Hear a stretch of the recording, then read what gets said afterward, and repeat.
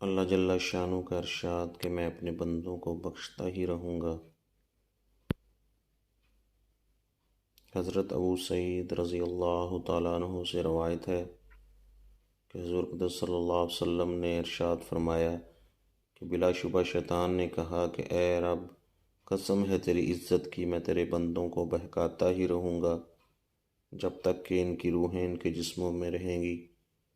اس پر اللہ جل شانہ نے ارشاد فرمایا کہ مجھے اپنی عزت و جلال اور رتبہ بلند کی قسم کہ میں ان کو بخشتا رہوں گا جب تک وہ مجھ سے مغفرت طلب کرتے رہیں گے۔ شیطان انسان کا بہت بڑا دشمن ہے۔ وہ چاہتا ہے کہ لوگ دوزخ میں جائیں اور عذاب بھگتیں۔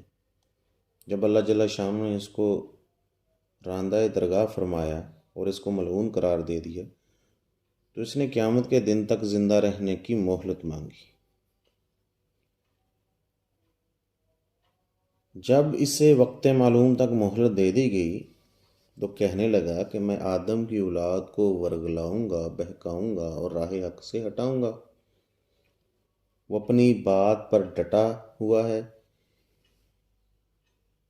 اس کی ذریت جو کروڑوں کی تعداد میں ہے، اسی بہکانے، ورگلانے اور گناہ کرانے کے کاموں پر لگی ہوئی ہے۔ اور حق یہ ہے کہ اس کی ذریت نے اپنے کام میں کوئی کسر نہیں چھوڑی۔ انسان بھی عجیب ہے جو اپنی حماقت اور بے وقوفی سے گناہ کرتا ہے اور اپنے دشمن کی بات بھی مانتا ہے۔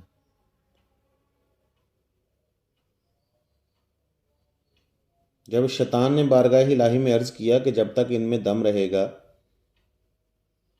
ان کو بہکاتا ہی رہوں گا، تو اللہ جل شانہ نے ارشاد فرمایا کہ میں ان کو بخشتا رہوں گا جب تک وہ استغفار کرتے رہیں گے۔ شیطان اول تو ایمان قبول نہیں کرنے دیتا، چاہتا ہے کہ لوگ کفر پر ہی مر جائیں، ہمیشہ عذاب میں رہیں، اور جو لوگ مسلمان ہیں ان کو بھی کفر کے وسوسوں میں مبتلا کرتا ہے، اور کم از کم صغیرہ و کبیرہ گناہوں پر تو آمادہ کر ہی دیتا ہے۔ انسان پر لازم ہے کہ اپنے دشمن سے چکنا رہے، اس کی بات نہ مانے، اپنے نفع نقصان کو سمجھے، اور اگر گناہ ہو جائے تو توبہ استغفار میں لگے تاکہ شیطان ذلیل ہو اور گناہ گار کی بخشش دیکھ کر جلتا رہے۔ اللہ تعالی ہمیں زیادہ سے زیادہ استغفار، اللہ رب العزت سے معافی مانگنے کی توفیق عطا فرمائے۔